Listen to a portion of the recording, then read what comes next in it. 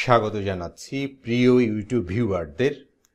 তৃতীয় গণবিজ্ঞপ্তির দ্বিতীয় মেধাতালিকা প্রকাশ 12 মের পরে, অর্থাৎ আমরা ইতিমধ্যেই তথ্য পেয়েছি যে মে মাসে প্রকাশিত হবে। তো 12 মের পরে প্রকাশের একটা সম্ভাবনা রয়েছে এবং সে সংক্রান্ত তথ্য দেওয়ার আমরা চেষ্টা করছি। এখানে আমরা দেখতে পাচ্ছি বলা হচ্ছে তৃতীয় গণবিজ্ঞপ্তির শূন্য হওয়া পদগুলো বিপরীতে দ্বিতীয় মেধাতালিকা প্রকাশের অনুমতি পেয়েছে বেসরকারি শিক্ষক নিবন্ধন ও প্রত্যয়ন কর্তৃপক্ষ NTRCA। আগামী 12 মের পরে সেকেন্ড মেরিট লিস্ট প্রকাশ করবে NTRCA।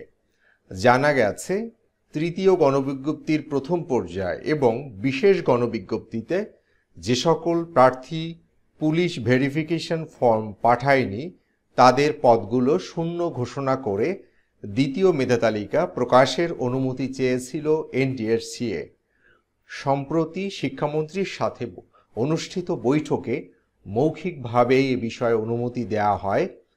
এরপর শিক্ষা মন্ত্রণালয় মাধ্যমিক ও উচ্চশিক্ষা বিভাগের বেসরকারি মাধ্যমিক শাখা থেকে এ বিষয়ে লিখিত অনুমতি দেওয়া হয়।